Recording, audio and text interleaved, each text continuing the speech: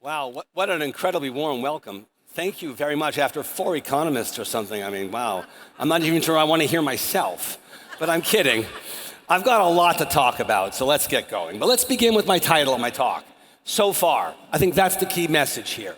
The economy is, if you look at the 30,000-foot level, really, really good. I mean, it's amazing. Consumer spending is strong, car sales are good, and so on and so forth.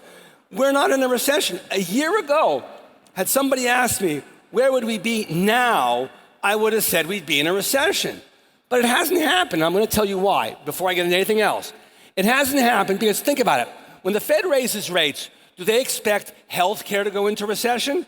Are you going to stop going to the hospital because you need some? No. Are you going to have your kid not go to school? Oh, Junior, you finished grade 12, you got an A average. Oh, don't go to school for a year or two because Powell's raising rates. You going to do that? No. So healthcare doesn't stop. Government spending doesn't stop, right? K through 12 up on higher ed doesn't stop. Only certain sectors of the economy weaken when we have a recession. And they're construction, single-family construction, general non-res construction, and car sales. And for one reason or another, all three haven't reduced. Car sales haven't weakened because we were short cars during 21 and 22 during COVID. We couldn't get parts for the cars, so we couldn't make the cars, we couldn't sell the cars. We're several million cars short. So car sales are, okay, I'll show you a graph. New home construction's not half bad. I mean, just talked about now, all the stuff's going on, right? New construction's not bad because you know it. It's hard. Existing home sales are dismal because everyone's locked into their 30-year mortgage at 3%. So there's no homes to sell, so builders build new homes. So new home construction, while not great, like car sales, not great, but they're not bad. And then there's the CHIPS bill, the IRA bill, and the bipartisan infrastructure bill. And that helps non-res construction. So res construction, non-res construction, and auto sales are all fine, thank you very much. This is bizarre luck, weirdness. But it happens, and luck matters. I mean, every single day, people win the lottery, right? Somewhere wins the lottery. That's luck. And every day, some poor slob gets killed crossing the street. Bad luck. You don't count on luck, but luck really matters. So here, look, have a look. So this is overall GDP. 70% of GDP, or 69%, is household consumption. And I'll show you a graph. It's fine, but I'm very nervous. It's what I'm most nervous about. Corporate investment in inventory, plant, and equipment's going nowhere. Yeah, whatever. Government spending is not increasing. In 23, it went way up. The budget deficit went from roughly 5% of GDP to 7%. So suddenly, whoa, no wonder 23 turned out to have been a really good year. The deficit went up, good old fiscal Keynesian stimulus, it was good. But not now. This year, it hasn't changed. It's still 6-7%. It's very high, too high, but that's besides the point. And lastly, exports minus imports, not an issue. It's getting a little worse, doesn't really matter much. It all depends really on C and I. I is not going anywhere. Let's look at C. C is so far fine, but I'm nervous here. This is car sales. It gives you a perfect understanding of why our economy is doing okay. I mentioned it already earlier. Look historically, when the Fed raises rates, look on the far left, crashes. Look at here, crashed. There it crashed. COVID, it went down. Not now. Now it's okay. Rates are the highest they've been in 40 years with the exception, last week they cut rates, but you get my point. And car sales are hanging up there. They're not where they were pre-COVID, but they're not bad. Oh, that's a lot of jobs. 3-4% of GDP, doing fine, thank you very much. When a recession comes, GDP falls 1%. So if you have cars at 4% and housing at 4% and overall non-res construction at 3 or 4 more, that's 10. If that falls by 10, 20%, that's 1 or 2 points of GDP right there. And you're done. But it hasn't happened. This hasn't happened. It hasn't declined. Similarly, and this is used car prices, not that they're so important, but people bitch about used car prices. I think they've stopped falling. Pre-COVID, the index number, not a price, it's an index number, was at 150. You see it right there. And then it went way up, and now it's at 200. That's an increase of 33%. The overall CPI is up like 25 or 26%. So cars now, compared to the overall prices, used cars are up a little bit, but not a lot. They may come down a little more, but I think the vast majority of the decline is over. Now, this is total consumer spending, 69% of GDP. Now, consumer spending is broken down into 2 parts. Goods, and they report goods, And then they report all consumer spending end of month. I don't care about goods. I don't care what they spend it on. I just care about total spending. So retail sales will come out in a couple days or whatever it is, and they'll say, oh, retail sales are down or up, durable goods down or up. Who cares? I mean, doesn't matter. Because during COVID, we bought tons of goods, right? We bought pergolas, we bought pavers, I redecorated my house, I bought a new stove, I bought a Weber grill outside, a Sub-Zero fridge for outdoors to watch football or something. You know, I bought 14 Pelotons, I'm done. I don't need to buy more stuff. I want services now. I want to go travel, sightsee, go to movies, do rock concerts, hockey games. That's the stuff you want to go see. So I don't care about goods. This is all spending, and it's fine. Look, I mean, pre-COVID, it's on this nice trajectory. Now imagine you don't know COVID exists. You don't know. You've never seen COVID. It's 2019. You take a ruler, and you just take the ruler and go like this and keep extrapolating the line. That's the same line, right? There's been no decline in consumer spending. That's good news. I'm happy. That's delayed or prevented us from going into a recession. Delightful. But there's a catch. This is the catch. Look at consumer incomes. This is real disposable income. So you've paid taxes and you've taken inflation out, right? So you have real income. Look what happens. Here's pre-COVID, good. Okay, that's stimmy check 1, 2, and 3. If we were on the same trajectory, we'd be up there. $1 trillion more than we are now. This is my concern. Where's the friggin' $1 trillion? And moreover, the slope here is pretty steep, right? Here it's flat. So the further out we go, the gap keeps getting wider. Because in the old days, it was growing that fast. Now it's growing only this fast. The gap's not shrinking, getting bigger. How the hell can GDP have grown so fast and consumer spending have done so well here? Despite while we're $1 trillion short of where we would have been had we just extrapolated the line. You with me here?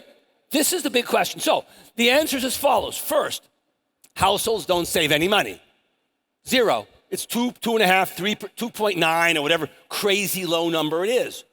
No one saves any money. We've outsourced savings to the friggin' Chinese.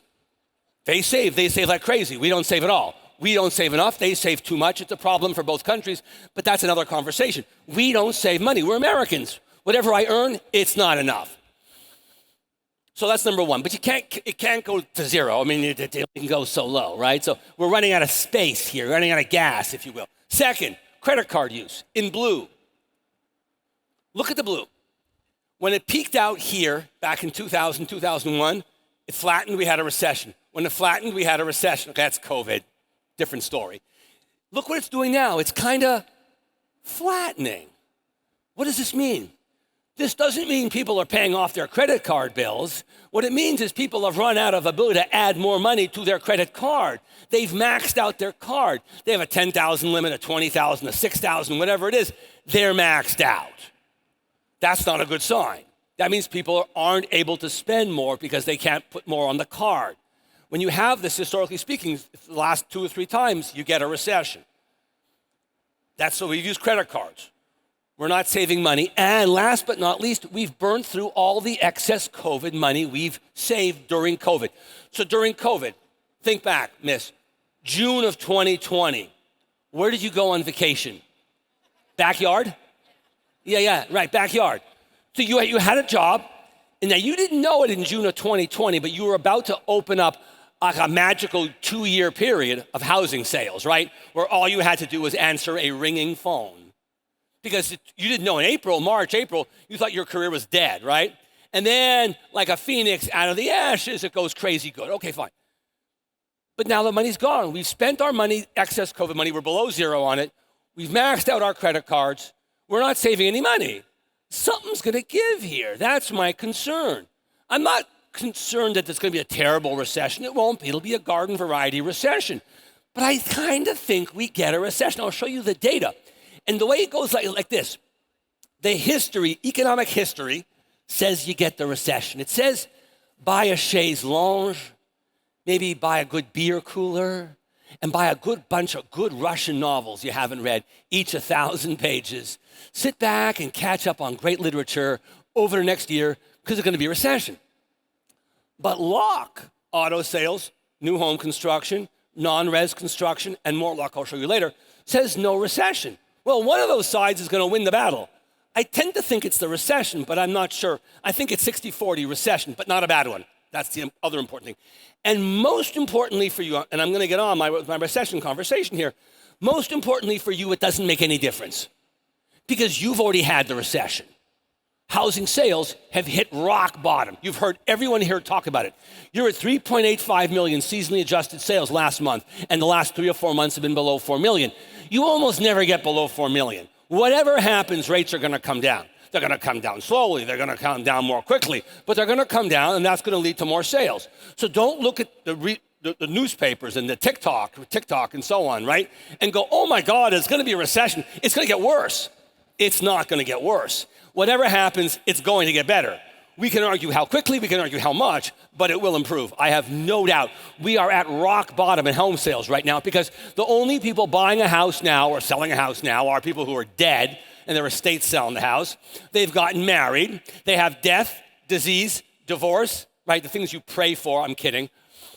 They had octuplets, or they had they had to move from Naples to Pittsburgh or Boston or Seattle or something. They had to buy a house, sell a house. That's it. There's very little demand, but there's less supply. Prices rise. You are done. Your recession's over. You've fallen from 6 million sales seasonally adjusted in 22 to 4 million, a decline of 33%. That's nuts. So don't sit here and say, oh, I'm giving you bad news. I'm giving you background information you may want to share with your people who want to buy, right? Like, what do you think's going to happen? But this is not going to affect your business because we're not going to have much of an increase in unemployment because it's going to be a garden variety recession. So just don't feel you need to drink after this is over because you're miserable. Drink because you want to enjoy yourself. And if you really want to drink, I'll tell you how much to drink. I want you to walk out of my session right now, having heard me speak, and I want you to get one drink or one beer or one shot of booze. Or after November 6th, one hit of a J. That's it. Don't do it now, it's illegal. Out. But one beer, one Chardonnay or a Chablis or Pinot Noir or whatever it is, right? A shot of booze, or one hit. That's it. Not the whole J, not the whole bottle, not the whole case. Just be a little agitated. And be agitated not for yourself because your industry has already been hit. Be agitated for your friends. Yeah, it's hard. I understand. I'm sympathetic. You can say, I don't know what that's like. My industry is doing great. You can lie or something, But so that's household consumption, 70% of GDP. Let's look at inventory and equipment and physical plant, building physical plant. Inventory, here, it's going up, and it's almost back up to its low of the last 20 years at 1.35 months of inventory, right? It's improving, but it's almost done. There's not much more it can do. Historically speaking, the highest it's been is 1.5. The low is 1.35. It's now 1.32, so it's up from 1.1. So it's largely done. That's it. So corporate investment in inventory is not going to help. In the very short run, it's going to go up because of the fear of the port strike along the entire East Coast and the Gulf of Mexico. Oh, sorry, East Coast for you guys looking that way around, and the Gulf of Mexico, right? They're all going to go on strike, all the way from Alabama to Boston, right? That whole area, the whole 2/3 of the country goes on strike. So we're going to import a lot of stuff now. There's massive importing going on because of fear of strike. But that's not going to help us. Now, how about firms investing in equipment and plant? Well, this is plant. This is how much you're using your current plant. And you can see here, 81%, that's very high. When it gets above 80, firms start to build. And that's why it doesn't get much above 81 or 82. But look where it is now. 77.5? And it's been declining, and manufacturing has been in a recession for 2 years in a row. So manufacturing's in a recession. You're not using your factory all that intensively. Is this interest rates are high. Is this a propitious time to build more plant or buy equipment? Consensus? Not really. So firms aren't. The only plant that's getting built now is CHIPS bill and the IRA bill. So you're building fabs for semiconductors, and you're building things for electric cars and batteries for electric cars that no one seems to really want right now. That will change. But right now, that's it. As a matter of fact, there's been so much construction in that area, the construction of manufacturing facilities, despite the fact that manufacturing has been in recession now for 2 straight years. Manufacturing construction has gone from $80 billion a year to $240 billion a year. It's tripled because of governmental stimulus. And that's almost half of all construction increases come from government. And then the other stuff is in bipartisan infrastructure bill, a lot of that too. So this is really weird, but government has been accidentally stimulating the economy now at the right time to potentially completely avoid a recession. But this is not going to, so I is not going to help. Inventory, plant, equipment, not going to solve the problem. Here, this is equipment. So that was inventory. This is physical plant, and this is equipment. The blue is inflation adjusted. Not so exciting. So I is not going to come to the rescue. Oh, now we have government spending. We have fiscal policy and monetary policy, both. Fiscal policy is Congress cutting taxes, raising taxes, giving us stimmy checks, and so on. Look at the red. Look at the red in 23 to the left of the forecast line, right there. It was really high because the budget deficit in 2023 was really high. Right now, our budget deficit's still really, really high, the same as last year. But in 2024, government hasn't come to the rescue, increased the deficit to stimulate the economy more. This is good, by the way, because our deficit's now so high. This is a deficit we've only seen 6-7% of GDP. Only occurs when you have a war or a recession, or a pandemic, and we have none of those things going on right now. So we're now being fiscally wildly irresponsible, but I digress. In 2024, you can see nothing's happening. Now, in 25, it'll be different because both parties are offering us multitudes of ways to become more irresponsible. You know, Trump said, oh, let's not tax tips. And Harris said, yeah, let's not tax trips. Harris says, let's offer a $25,000 first-generation home buyer discount. What does that mean? If I walk off the plane from, like, Belgium, do I qualify as a first-generation American? Anyways, that's a stupid policy. But Trump, not to be outdone, he has another stupid one. Overtime's not taxed. WTF? By the way, my fee, the new one now, tips aren't taxed, right? So from now on, my fee, 0. I just want tip.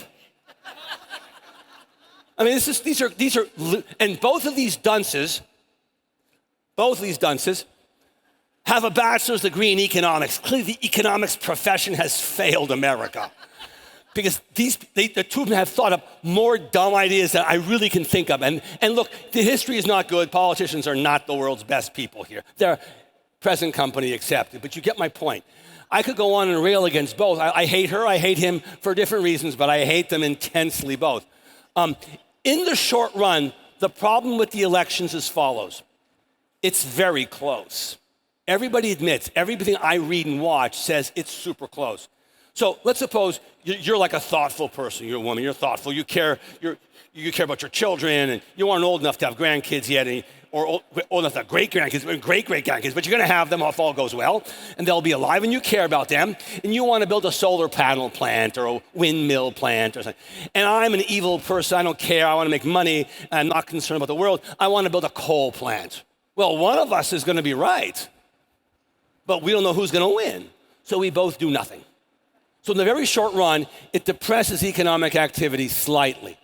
And even going forward, what matters more than who wins for fiscal policy is Congress. The president can alter tariffs at will. He has some control because it's a foreign policy. He can use rules that say that it's a foreign policy defense issue, and they can do what they want. He or she can do it he or he wants. But if they want to do anything else with tax cuts, increases, or whatever, budget deficit thing, Congress has to sign on the dotted line. So if the president and the same party get the other end of Pennsylvania Avenue, watch out. Wild irresponsibility will follow. Every single president, Obama, W, then Obama, then Trump, then Biden, all of them in their first 2 years, when they had the other end of Pennsylvania Avenue, did wildly irresponsible things. They may have been nice ideas, don't get me wrong, but they were fiscally unaffordable. And they're gonna offer us more fiscally unaffordable things. Hers less fiscally unaffordable than his, so hers are just awful, his are downright worse. But it's just a matter like it's death by firing squad or electrocution here. You get to choose, but the differences are subtle, let's put it that way. I'm not impressed with either one because not one of them cares about the deficit, the budget, or fiscal response of any kind. They don't even pretend to care anymore. So that's not, so it might go up, the deficit might rise in 26, but it's gonna take them months to get the bills passed in 25 before fiscal 26 starts. So 25 is not gonna have much fiscal stimulus from Washington either. So government's not gonna come to the rescue. Now, how about trade? Is trade gonna work the problem solution? No. Here's the story. Look on the very far right. This is the trade deficit. It's getting worse, as you can see on the far right. Why is it getting worse? Look at the blue on top. The blue is exports. They're up slightly, but not much, right? But look at imports in green. Whoa, they are going up like crazy because our dollar's strong. Our dollar's strong because interest rates here are higher than foreign countries. And that's because our GDP growth is better. So what are we doing? You, Bill, are now no longer buying cheap Wisconsin cheese. You're now buying fancy French cheeses. You're not buying an American car, no, you're buying a BMW instead and wrecking our economy. But that's what we're doing because it's cheap to buy imported goods. And you see it here, right? So export, so consumer spending is strong, but I'm nervous. I is not gonna help us. Corporate investment in plant, inventory, and equipment, no. Government spending, no. Exports, net export, no. So how are we gonna get household consumption up? Well, jobs, I suppose, would help, right? But jobs are getting worse. Unemployment's going up, wage increase are going down. So that's why I'm nervous. This is why I feel we get the recession. Let me show you some history now. This is history. This is expectations, leading economic indicators minus current indicators. Look how low they are. When they're that low, recession, recession, recession, recession, recession, recession, recession, recession. Leading indicators suck. Credit card use is extended, not good. Then there's banks not lending. This is banks lending for commercial and industrial loans, C&I loans. So it's not construction loans, I apologize, but it's a better measure. And what it shows is if you're above the x-axis, banks are tightening, and it tells you the percentage of banks that are tightening. 20%, 30%, 40%, you get the idea. And look, so here, 50% of banks are tightening. Whoa, that's horrible. And historically, you get a recession, a recession, a recession, a recession. We didn't get it here. Good news. It's come down. It's just 10% now. Yay! But contain your enthusiasm. Look, recession, recession, recession, a weird quarter, and a recession. It's still friggin' 4 for 4. What this is telling us is that when banks don't lend, you tend to get recessions. Why? Money isn't the grease, the grease, oil that greases the machine. Money is the machine. If money's not flowing and banks aren't lending, the economy stops working. That's the problem. That's what this shows us. And banks aren't lending. Hopefully this turns around, it gets better, it gets below the x-axis, below, and that's good news. The lower the better here. We need time. Do we have enough time? We'll get there more, but it's a race against time. Every day the economy is weakening, but Powell's lowering rates. Can Powell lower them fast enough, even though the economy is deteriorating, we avoid the recession? So the lower rates are helping, but the economy is weakening. If this one's stronger than that one, we avoid the recession. If this one's strong now, we get the recession. I think we get the recession because of the history, which I'll show you. But only a 60-40 chance here. This is not like super high, and the recession won't be long or bad. That's also important to remember. This is not a recession like 08, 09. Don't worry. So here's history. Here's also something that makes me nervous. Look at this graph. So yellow is mortgage, so for people owning a house. And look at mortgage defaults, 30-day delinquencies on mortgages. They're back where they were pre-COVID. They're going up, that's bad, but they're not really high. Okay, I'm with you on that one. You've convinced me that's not serious. But look at the blue and the green. Credit cards and auto loans, they're very elevated. They're not as high as they were during the housing bust of 08, 09, but they're high. They're maybe plateauing, good, but they're still really high. How do you have a job without a house, without a car? You give up your car, you have no job. I mean, you live in Boston, New York, Washington, whatever, San Francisco, yeah, sure, but 90% of Americans need a car to get to work. This is really not a good sign. And, oh yeah, we're putting more on our credit card, now we're not paying the bill. What's happening is low-income people are really struggling. If you have a house and a portfolio of stock, you're fine. If you own a house, not much of a portfolio, you're okay. If you don't have a house and don't have a portfolio, you're screwed. And the longer the high rates go, it affects more households. So now it affects households who just bought a house 2 years ago with a small portfolio. People have a little bigger portfolio, until it hits everybody. Not everybody. Eventually, some people don't care, right? But you get my point. This isn't good news. Now look at this. This is the Fed raising rates. This is history. This graph shows you every time the Fed's raised rates since 1955. 13 times, excluding the current session we're in now, where the Fed began raising in 22 and now just began to lower last week. That will be the 14th time, 14th sequence, rate hiking sequence we've had since 1955. Of these 13 times on this graph, the 13 times the Fed raised rates, 10 times you get a recession. Miss, you have some physical ailments, non-life threatening. Lower back pain or ankle, that's arthritic or, something, elbow, tennis elbow or something, whatever. And you come, I'm a doctor and I'm the best doctor for whatever this ailment is. And I say, look, money back guarantee, after surgery, you have no pain. And you're 25 and you're saying, oh my God, first time in my life, no pain, a pain-free life. I'm excited. And I say, what's your name? Pardon me? Terry Lynn. I say, Terry Lynn, I did the surgery 13 times last week.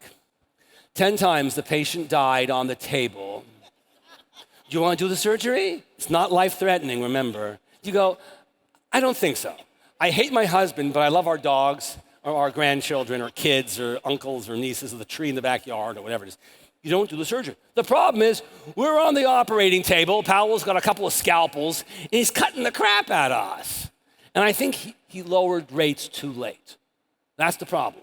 The Fed almost always lowers rates too late and generates the recession. The 3 times we didn't have a recession, this guy's so upset that I talked about the recession, he's walking out, for God's sake. Look at him, he's walking out, yeah. You and the horse you came to town on, buddy. So the 3 times we didn't get a recession, here, and there, they're purple, 64, 84, 94. 64, the Vietnam War was ramping up, so fiscal policy was loose, compensating for monetary policy being tight. In 84, gasoline, oil prices collapsed, and that helped end the Soviet Union. Between Star Wars from Reagan and cheap oil, they couldn't afford to pay for the defense with the lack of money they weren't getting from the sale of oil, right? And in 94, what happened? The tech boom. Amazon, Microsoft, Qualcomm, these firms are all doing remarkably well, and our 401ks were growing rapidly. We were getting rich and feeling really happy. So luck matters. If we don't have the recession, and you bring me back in a year or two because you can't find a better economist, I will never say I said the recession was going to happen. Me? No. I'll tell you the reason we didn't have the recession was because of COVID and the car sales that were good and the home sales that were strong, right? And the overall non-res construction was good and so on and so forth. And more luck, I'll show you, we have more stuff going as well. And moreover, the year ends in 4. 64, 84, 94, 2024. 4 is a superpower year. So that, you get my point. Luck can well help us. Powell lowers rates quick enough. The economy doesn't slow much more. We avoid the recession. Here's more history. This is the inverted yield curve. Ignore the graph. Look at me for the time being. The yield curve, you know what the yield curve is. Intuitively, you know it. Because when you sell a house, or someone buys a house from you, they ask, what's the rate? And you go, well, how long do you want to borrow for? You want a 10-year loan? I'm making up numbers, 5%. You want a 20-year? 5.5. You want a 30-year? Well, that's going to be 6. The longer you borrow for, the more you pay.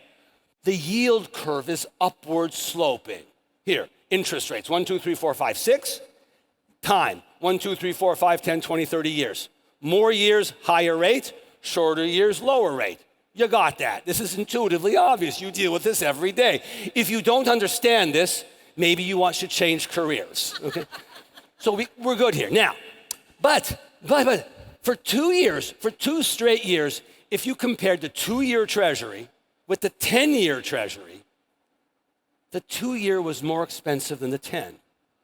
So the yield curve, instead of being upward sloping, was downward sloping. You paid a higher rate for short term. If you went longer term, it got cheaper. That makes no sense. When I heard about this for the first time when I was in college, I thought my professor was clearly high on drugs or on booze or something insane. But it happened. So for 2 straight years, the yield curve, instead of being upward sloping, was downward sloping. Now, this is the 1-year, 10-year, because that's my favorite measure. But the 2-10, which is what most people look at, is now positive. So it was positive, it went negative, now it's positive again.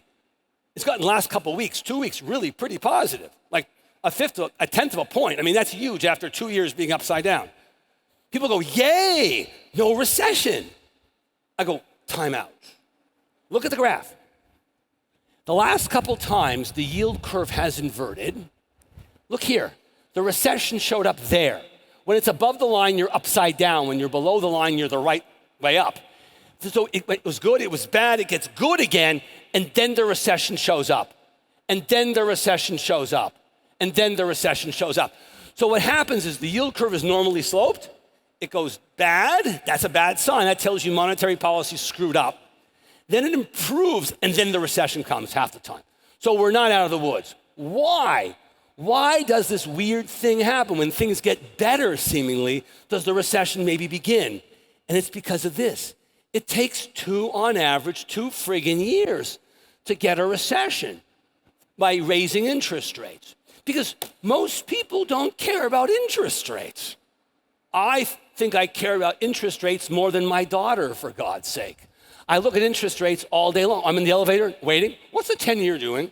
What's the 10-year doing? What's the 10-year? I look at the 10-year all day. I can't help myself. Again, if that determines how much I love something, I love the 10-year more than anything in the whole world, more than food. Okay? Most people don't even know there is a 10-year. They don't even know it exists. They don't care. They think, I want to buy a hamburger. Am I not going to buy a hamburger because rates are high? No. Am I not going to go get a haircut? No. Am I not going to buy a pair of glasses? No one cares. Nobody cares. Unless you buy a house or a car or an investment property or something big, a boat or something. No one cares about rates. So the fact that we haven't had a recession yet is good news. Don't get me wrong, I'm very happy. It's been 30 months since the Fed began raising rates, and the average is 24, so this is getting pretty good. 25, whatever the average is here. But I'm not convinced we're done because our financial situation's has been ameliorated because of all this luck. Can the luck hold on? Well, I hope it holds on. Let me tell you, no one wants a recession, but I'm not convinced. Now, this will tell you how bad the recession will be. This goes back to 1858, before the Civil War. We were all farmers back then. I want to draw your attention to the Great Depression, the 43-monther and the 13-monther that follow it. Those two together are the Great Depression, those two right there. Since the Great Depression, which occurred 95 years ago, it's a while, we've had only 3 bad recessions. We had the 74, 75 Arab oil embargo when oil prices quadrupled and oil was in short supply deliberately by the Arabs.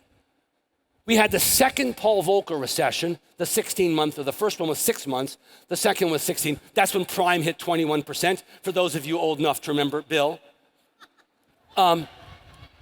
Third, we had the housing bust of 08-09 when housing prices fell 27% because we had a bubble, a credit bubble leading to a housing bubble and so on.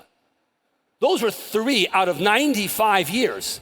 I mean, the chance of this one being terrible or low. Moreover, those were weird. Oil was in short supply. 15 or 20 years of monetary policy got us to the Paul Volcker recession, and the housing bust was this massive credit bubble. There's nothing fundamentally wrong with our economy right now. Yeah, maybe home prices are a little high, the stock market's a little overpriced, sure, but nothing fundamentally wrong here. This will not be a bad or long recession, so it may not happen, 40% chance it doesn't happen. If it does, it won't be big or bad. Moreover, for your industry, you don't care. You've already had it. You're getting better regardless of what happens. So don't sit here and go, oh my God. Now, let's talk about the labor market, because this is why I think we have the recession.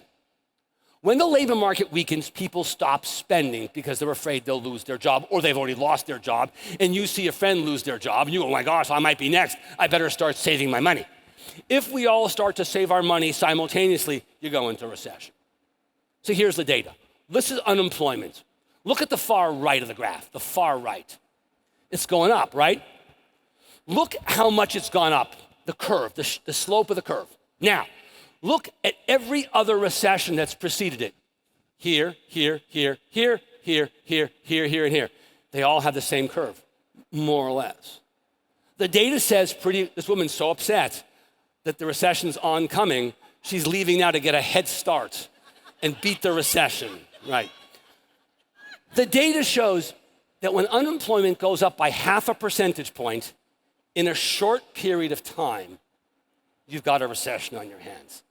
If we don't get a recession, and unemployment's going to still go up, it's not finished going up. This would be remarkable. I mean, I would be very excited. Powell goes in the Hall of Fame, right? I hope it happens. But the history says, credit card history says no, right? Bank lending says no. Inverted yield curve says no. Fed raising rates says no. High rate of increase in the unemployment rate says no. History says you get the recession. No, luck says no, luck matters. We've had it 3 out of 13 times, right? That's why it's surgery, right? Here, look at this. This is people who want a full-time job who can't find it. It's going up. Not a good sign. That's a sign of a labor market that's not creating jobs, which we're not doing. If you look at the household survey over the last 12 months, we've created no full-time jobs. 0. And the labor data we get is bad. It's not bad because the bureaucrats are bad. It's because the data is just crummy data. So don't believe it. We're producing many fewer jobs than we think. Here, this is quits. When you feel good and unemployment's low, what do? You quit your job because you can get a better job because there are lots of jobs available, right? Look at the graph. Dot-com boom, 2.4% of the population quit their jobs on the far left. Housing boom, 2.2% quit their job every month. And pre-COVID here, 2.3% quit their job every month. So 2.4, 2.2, 2.3, those are like normal numbers when the unemployment rate is low. People feel empowered and they tell their boss to, and your kid is ugly. And, right? But look at now. So when COVID was at its worst, look, the quit rates were 3%. Everybody was quitting their job. There were tons of jobs available. There were signing bonuses everywhere and people quit. Wages were going up. Inflation was really bad. Now unemployment's going up. People can't find a job and quit rates are now well below where they were pre-COVID. They're at 2. It's not that low, but it's no longer spectacularly high. Unemployment's up. You can't find a full-time job. No one's quitting their job now. No one's saying, oh yeah, let's just quit my job. No, it ain't happening now. So as a result of this, I'm going to come back to that slide. I'll come back to that one. I'll come back. Look at wage growth. It's coming straight down. So unemployment's going up. Wage growth is declining. Where are we going to get the jobs to fill in that $1 trillion gap is my concern. The solution, obviously, is HELOCs and refi. So if you're going to start to do HELOCs and refi because rates are coming down, that could propel us for another year. You borrow $30,000, $40,000, 50, 100, do a rental, whatever you do. You borrow enough to get through another year of spending, and then rates come down enough, and the economy's finally avoid the recession. I'm optimistic. I'm not banking on it, but it could happen. Now let's go back and look at this other data. This is the number of jobs available per number of unemployed people available per job. So when COVID hit right here, there were 5 unemployed people, 20 million unemployed Americans, and 4 million jobs. 20 over 4 is 5. When COVID was at its most intense, when job quits were 3% of the labor force, at that same moment, there were 2 jobs available for every person. So imagine 5 million unemployed Americans, 10 million jobs. You with me? Look at it now. It's fast approaching 1, which is higher, which is worse than it was pre-COVID. It was 0.8. It was 1.2 jobs per person. The labor market across the board, by every definition and every measure and every metric, is weakening. It's the single most important sector. If it weakens enough more, if it stops weakening, okay, no recession. If it keeps weakening, I think we wind up in a recession. Powell's got a friggin' get off the brake and get on the gas and cut rates and cut rates and cut rates and cut them. Quick, half a point, come on, move. We're in a race against time, in my opinion. This is total hours worked, the change in hours worked year over year. So imagine there are 170 million Americans who work, big number, and they each work 35 hours a week. Multiply 170 million times 35. And do this every quarter. And plot the change. The last 6, 7 quarters, there's been no change. We're not working anymore because we're creating part-time jobs. No full-time jobs. We're not working more. Pay is still growing, but slowing. Unemployment's going up. You can't find full-time work. This is a weakening labor market. It is not weak, but it's weakening, and as it weakens, it then takes off. You saw that from the first graph. When unemployment goes up, it continues. It doesn't stop halfway through, right? This is people getting fired. And I'm comparing this to 18, 19, 22, and 23. So I'm skipping 20 and 21 because they're COVID weird years. And if you drew a line through this over the course of the year, it's mildly upward sloping. Firms are starting to lay off workers. But layoffs and firings are the last thing firms do. When things go bad, what do firms do? First, they don't post. Then they don't hire. Then they say, you know what? Everybody come into work an hour less this week. So they give you like a little mild furlough. Then they fire you. Firing is the last thing they do. This is a friggin' lagging economic indicator. Unemployment is a lagging economic indicator. It's not a leading or coincident piece of data. So if you're looking at unemployment, you're looking at yesterday's news. It isn't so bad yet. Yeah, I hope it doesn't get any worse. But if firings start to go up now, because it kind of gets a little worse, and we've already stopped posting and stopped hiring and done some furloughs, then unemployment goes up and we're done. So I'm nervous. I want Powell to cut rates quicker. We discussed that. And we also have more luck. We've also got more luck. Luck is immigration. I don't want to get into the illegal immigration moment right now. I understand that. And I have very strong opinions on this, like we all do. But let's abstract from them for a moment and just say, look, immigration's way up. When immigration's way up, that pushes inflation down. Right? If you have a job opening, you have one applicant, you're going to hire that person. No matter how bad they are, you're hiring them. But now, because of immigration, you have 2 applicants. Oh, I can pick the better one and pay them less money because I can threaten, if I don't hire you, I'll hire them instead. Lower wages, more choice, better employee. This is a good outcome. GDP rises, more jobs, I'm happy. This is helpful. This is helping. This is pushing down inflation. If you think inflation is going to get worse, it will not. It will not get worse because unemployment is going up, so wage growth is going to go down. It's not going to be bad because immigration is very strong. It's not going to be bad because factory utilization rates are coming down. We have excess capacity in firms. We have excess capacity in labor. We have Chinese imports to the US. They're getting cheaper. Every time you open a 40-foot shipping container from China, out comes deflation. So transportation costs have come down, import costs have come down, commodity prices are going nowhere, gasoline's really cheap, excess capacity in firms, unemployment's rising. If you think interest rates are, inflation's going up, you're freaking out of your mind. That's why Powell's stupid to wait. There's no reason he should expect, and the only reason inflation's so high, and I'll get there, I'll show you a little graph a little bit later on, is because of insurance costs for cars and housing and health and so on. And then lastly, here, more luck. Labor productivity is way up. It's the best number we've had in 15 years, since 2010 or 11, excluding COVID. And what happened during COVID is you fired your worst workers. What's your name? Pardon me? Dominic. So I make a pizza parlor. You throw pizzas. Dominic, you're a good Italian guy. He's a terrible pizza thrower. Terrible. So when COVID came, I fired him. And because he was so bad, when I fired him, labor productivity skyrocketed because my other workers were so much better than you. But after a month, my God, DoorDash, Uber Eats, busy. No one's eating in the restaurant, but they're ordering pizzas. I come back and say, Dominic, please, come back. You come back, and labor productivity goes to hell. So this is like the Dominic effect right there, right? It is what it is. It's true, but it's meaningless. It's a COVID artifact. But high productivity is also pushing down inflation.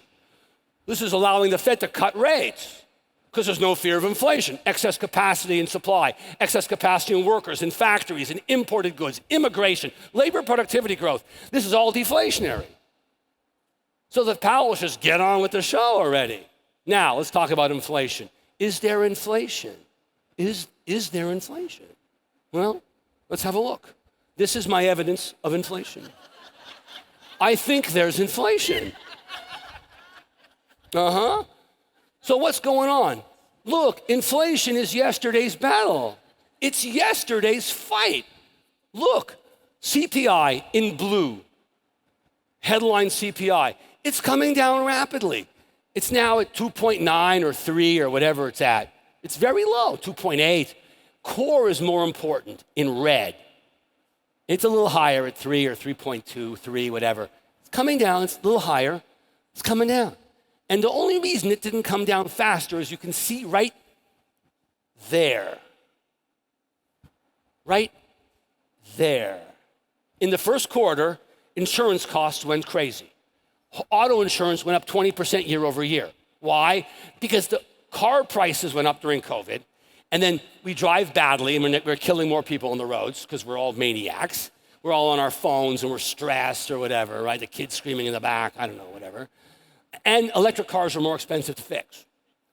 So the cars go up in 21 and 22.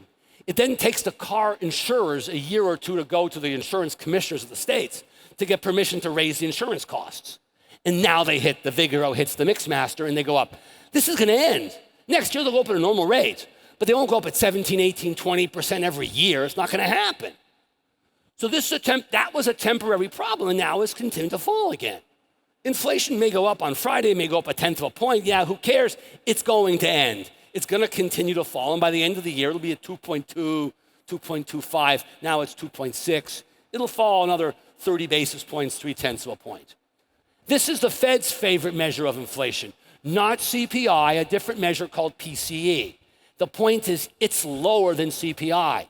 The numbers here on the far right are both in the mid-twos, 2.6, 2.7. They're in that 2. So they're very close to what the Fed wants it to. They're coming down. The Fed should stop thinking about effing inflation and just drink a bottle of booze, cut the rates, and give us a better chance to withstand the threat of the recession. So what's the Fed been doing and done? The Fed funds was 5 3/8. 2 meetings ago, they did nothing because they're lazy bums. They were late to raise, now they were late to cut, and that's how we have problems. They were late to raise, we have inflation. They're late to cut, we'll probably get a recession. Last meeting, they did nothing, the meeting before last. Finally, last week, they cut rates 1/2 a point. Good for them. Nice, aggressive cut. I thought they'd cut a quarter, they cut a half, I'm very happy. I want to see them keep cutting more. Don't cut a quarter, cut a half now, or a half quarter, or a quarter, a half. But add an extra 25 basis points, an extra quarter point cut somewhere between now and the end of the year to show us that you care. That's the issue here. It's a race against time, in my opinion. That the history says we get the recession, luck says no. Well, if you're gonna rely on luck, don't rely on luck longer than you have to, right? Take the luck, say thank you, and then get on with the show and cut rates. That's what I want to see. And here's one more reason why we haven't had a recession. The money supply. Look on the bottom far right corner of the graph. Down here, money supply has been shrinking now for a long time, and it troughed out at almost negative 10% year over year decline in the size of the money supply. But yet we had no recession. Look back here, recession, right? Recession. But not now. Why? Because of this. What happened here? Rates fell to 0, and what did you do? You refinanced your house, you refinanced your boat, you refinanced your plane, you refinanced your second home, and you bought an investment property because rates were low. Now they go up. Who cares?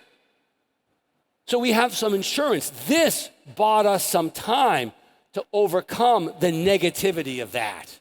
More luck, labor productivity, immigration, money supply going up by 25%. I mean, staggering amount of increase over there, right? This has all stayed off the recession. And car sales doing well. New home construction doing pretty well. There are other people already talked about, right? All this data, it matters. The CHIPS bill, the IRA bill, the bipartisan infrastructure bill. We've had so much friggin' luck, it's amazing. The excess COVID savings that we've spent, and on and on. Now, I want a couple stylized housing facts. You saw most of them already, but I wanted to share with them. The first, you saw the same graph. Jessica put it up, right? And it says, look, demographically right now, things are great. 15 years ago, we were there, and it sucked. But now the number of people are much, much higher. This is a good piece of news. Next, credit bubble 15 years ago led to the housing bust. Now there's no credit bubble. It's different. It's different. There's no foreclosure problem now, nothing out there. And look at credit quality. Look at credit quality. It was terrible, and now it's outstanding. Different story. This is not 08, 09, even if we get the recession. Moreover, who's going to build a lot of houses when the cost of materials to build a house are up 40% since COVID? Not going to happen. We're going to be underbuilt for a very long time. The housing market's a great place to be, and buying multifam in the long run is going to be a great thing to do. In the short run, multifam is struggling for a whole bunch of reasons, I understand. And who's going to build houses? You know, Kamala Harris wants to build 3 million houses. So do I. But who the F is going to build them? Unemployment's 4%. Not happening. Look at the cost of a trailer home. This a single wide home is $90,000. Before COVID, it was 55. That tells you we got a problem. Tells you got a problem. I got like 2 or 3 more slides. What about here? And then we're done. I have a cab waiting for me. I got to go to the airport. But you're more important. First, where's growth occurring? The South, Texas, and the Intermountain West. That's immigration within the U.S. And where's overall population growth occurring? Texas, the South, the South, the South, the South, the South, the West, the South, the West, the West. It's Intermountain West, Texas, and the South. That's it. Again, same data. This now by percentage growth. Same states, almost the same states. And here's the same graph again. Last couple years, population growth. Tennessee, the Carolinas, Georgia, Florida, Texas, Intermountain West. That's it. That's it. This is the same graph now showing you by county where the population was going. And you can see Florida, parts of Texas, not all Texas, but the eastern half of Texas certainly, and the Intermountain West. That's where population growth is. The Fed, this will be a decent year. GDP won't be as good as last year, but it'll be a decent year. For you, it doesn't make any difference.